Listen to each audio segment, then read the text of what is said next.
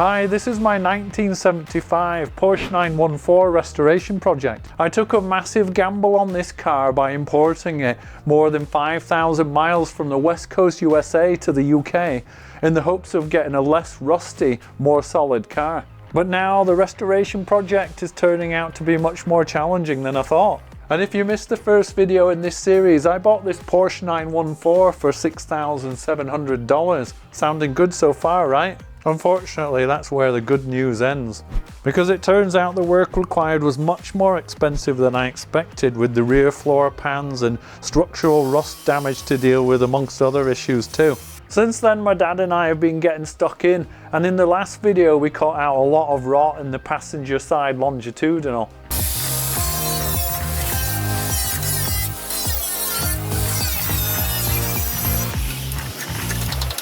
And we also fabricated and installed some patch panels made from 2mm thick steel, and that gave some much needed strength back to the structure.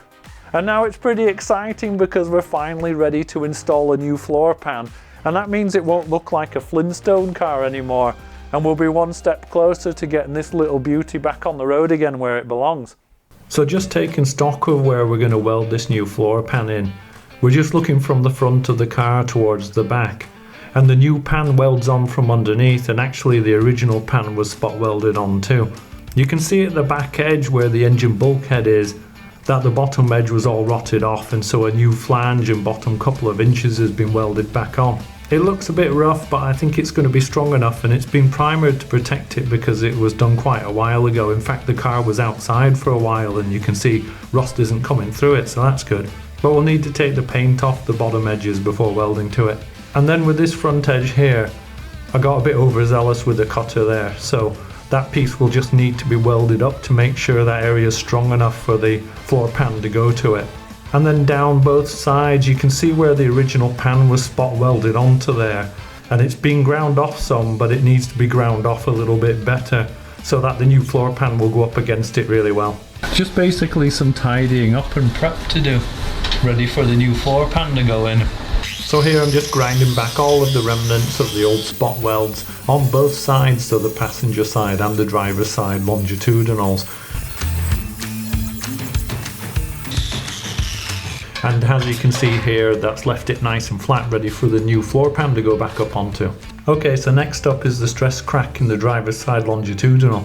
Whoever welded this on here worse than I am. That was before our time, Dad, so we don't have to take any responsibility for that. I'm gonna say, he's worse than I was. And that's pretty bad.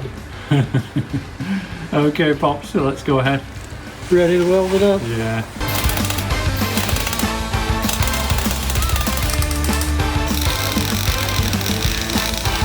And then I got in there and ground it back, so Dad's not doing all of the work. And next we have this piece of the front floor pan under the centre tunnel where I cut out a little bit too much, getting the old floor pans out. So Dad's just bending it back in place so we can get that welded up. Oh, ouch! Which is the beam of your head. Don't worry, the beam was fine and it managed to knock a little bit of sense into me. So once I stop seeing stars, what I'm doing here is I'm using a knotted wire wheel in the angle grinder, and I'm taking off all of the underbody wax on the trailing edge of the front floor pan. And that's because we're going to have an overlap between the new rear floor pan and the front one that's staying in place, and I want that to be nice and clean for welding. Okay, so we can see the floor pan's been offered up looking at the inside here, but if we look underneath, then you can see it's just held up with blocks and a few clamps here and there. So I've had this floor pan up there and back down again a few times now, and so I'm going to get a few screws in this time because it's more or less where I want it to be when I've finished, you know, when it's all welded in. But I think I'm going to have to drop it back down again because I want to paint where these two bits of sheet metal mate up to each other. And that's because I've heard that you can get water between the two, even if you seal it really well, by the way, between the two pieces of metal, and then it can rust out. But I don't want to drop it down and go through all the rigmarole of lining it up again. So I thought just a few screws along this front edge means that when I lift it back in place, I'll line it up a lot faster. So let's get some of these screws in. So what I'm using are these little self-drilling, self-tapping screws. and I've heard that hammer action drives them in better, so I might end up using this little battery impact driver. But I'll start off with a normal screwdriver and see how I get on. Oh, that wasn't too bad, was it?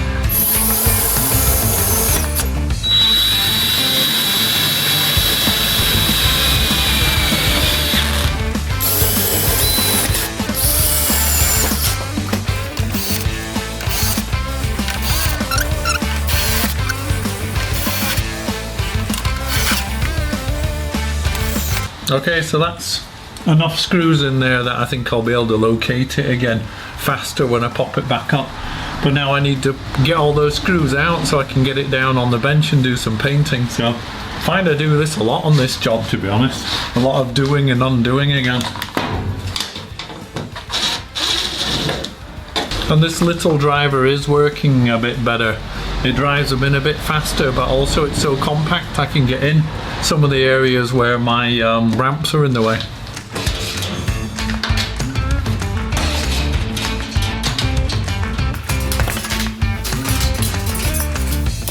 Okay, so let's get a close look up of this for you guys and I'll show you what I'm going to be painting and why. Okay, so this is the edge of the floor pan that we've been screwing to, and you can see it's pretty shiny metal here now. I might give it an extra little sand.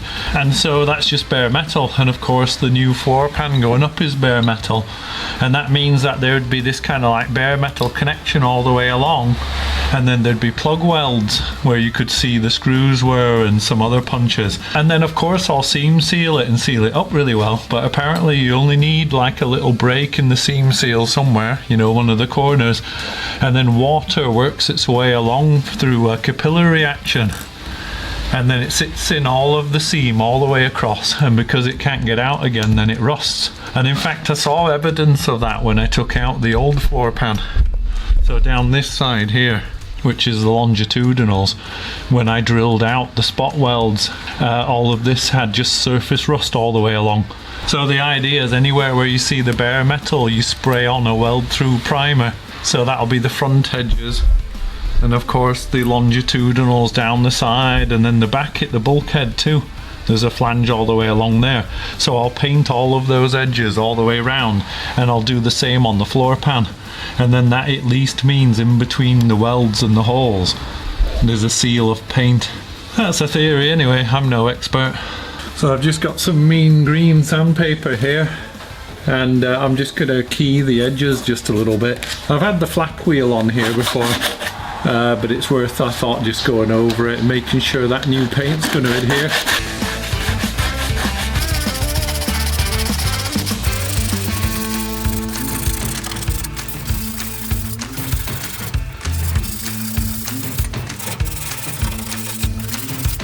Half a floor pan here, you know, the new piece, and some panel wipe, and I'm just going to wipe all these edges before I paint it, because I think probably there's a bit of oil around the edges, and I've had this kicking around for a while, so it's got a bit dirty as well.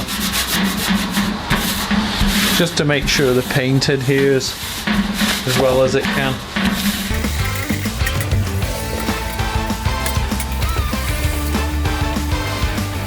Quite a lot of stuff coming off, as you can see. Okay, so I've just got some etch weld by Built Amber, and it's a weld through primer, as you can see on there. Just going to spray all these edges.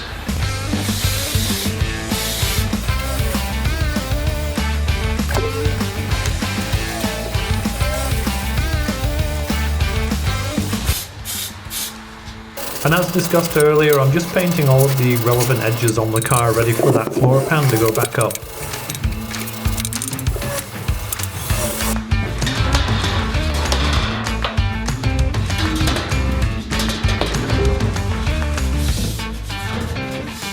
So this is going to make it a lot easier for me to line this up now.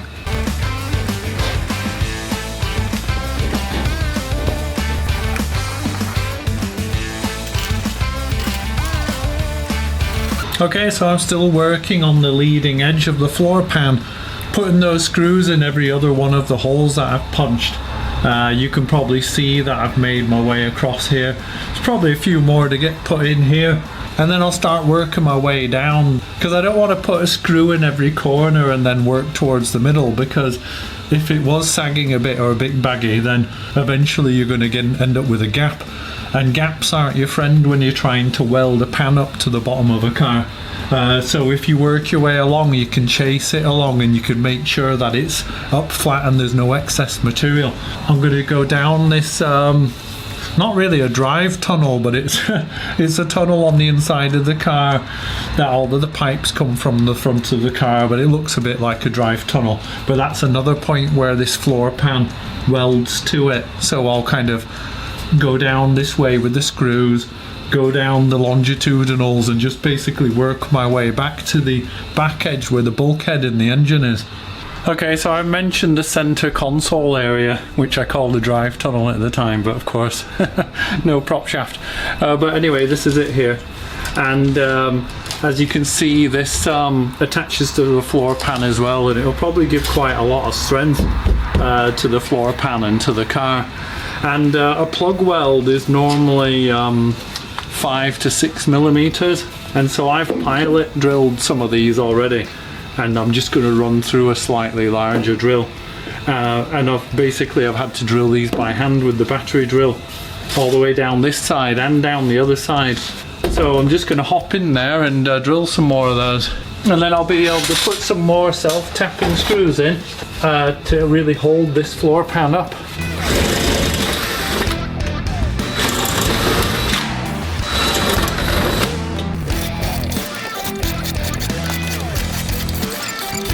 Can you see there's a bit of a gap there? Let's get you zoomed in. And what I found at the other side is I had to get a couple of screws started, and then I'd come in and you know, hammer it together a little bit, because I really want to pull that gap up completely if I'm going to weld it. And then I had to come in with just a manual screwdriver, because that gave me a little bit more feel about what's going on, because it's really easy to strip out where the screws are going through, because this is only sheet steel. So if you're trying to pull something up, you need a few screws. Do it by hand so that you can feel it, tap it together, get a little half a turn on each screw, and just kind of keep working your way through it. I think it's because the floor pan doesn't quite match the profile of the original floor. Although it is a very good part, you know, I can't complain about it.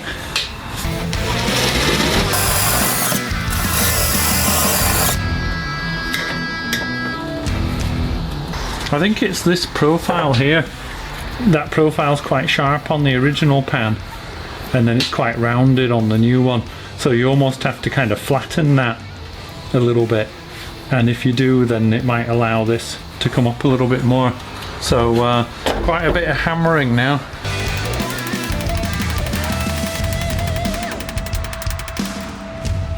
And once you've hammered it and profiled it a bit more, you'll probably see that you can get a couple more turns on the screws.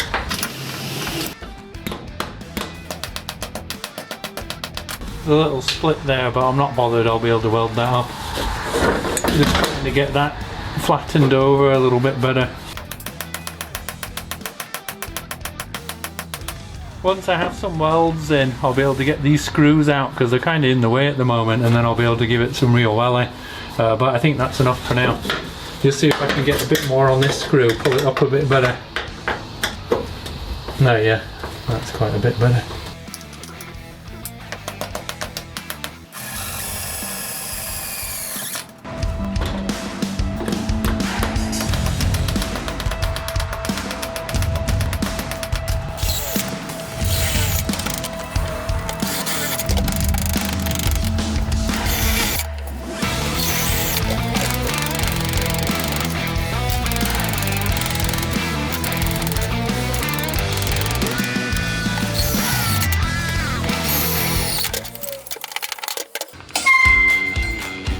Ready to go. Just gonna get this tied up because I don't want the hair to get burned. It's taken me about 2 years to get it grown this length. I'm gonna get my welding hat on, cap. Makes me look more professional even though I have no idea what I'm doing. So there's just a few 100 plug welds to do. This is the front edge of the floor pan that you can see here, and as you saw before, lots of screws holding it up nice and flat. But every other hole that I punched through doesn't have a screw in it right now, so it means I can probably get about a dozen or 15 plug welds done along this front edge, and then take some of the screws out, and then where the screws have come out, then plug weld through there too. So quite a lot of welding to do, so let's get to it.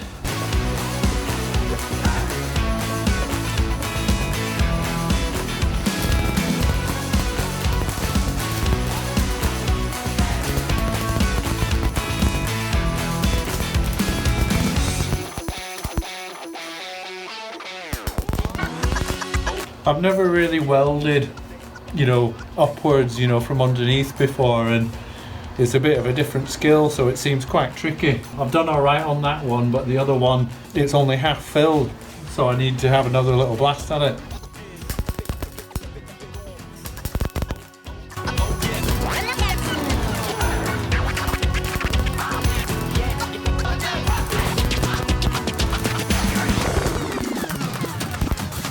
So it's just stuttering a bit because of the weld through primer, and I knew this would be an issue, but I really wanted to have primer on both of these surfaces. I'll get you a close up on what I'm doing.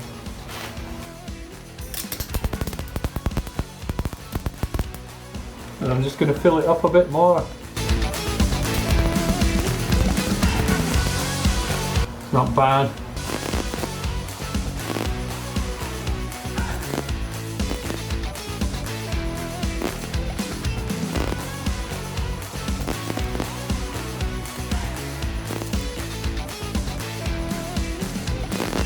Okay, so I'm a long way from being an expert welder, so I do get solid weld if I persevere at it. So what I'm going to do is grind those back so that I can make sure that I've got the weld penetrated well enough and all the way around and it's all filled in that plug.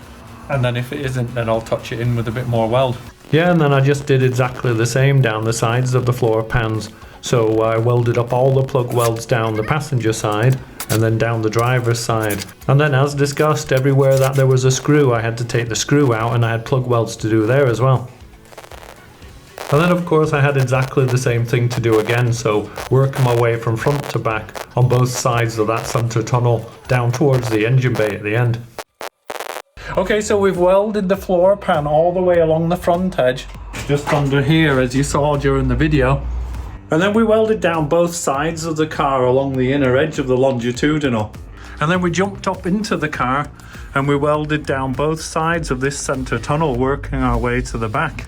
And that means we're almost finished with the welding part of the floor pan installation, and we just have the back edge to do. And we access that from inside the engine bay, so let's jump in there and get it finished off.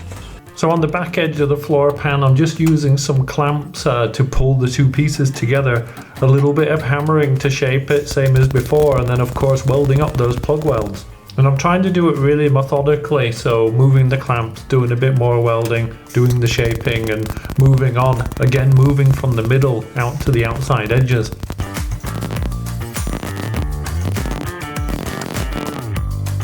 Some of the areas were a bit tricky to access. This bit of pipe that you can see here is where cables run from the front of the car into the engine bay.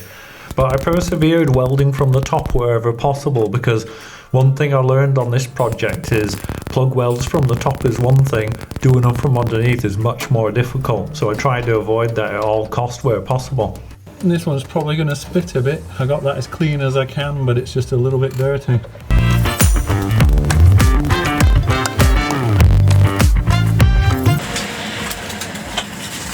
Okay, so that's that welded in. Obviously you probably noticed I've got some grinding back to do, and if necessary I'll do a bit more welding, but effectively the floor pan's in. So that's it for this episode of the Porsche 914 restoration, but next episode I've got longitudinals coming up, which as I mentioned are the structure of the car. I've got a patch panel for that as well. It's going to be a lot of work. Should be interesting. Hopefully I'll see you there. Thanks for watching and bye for now.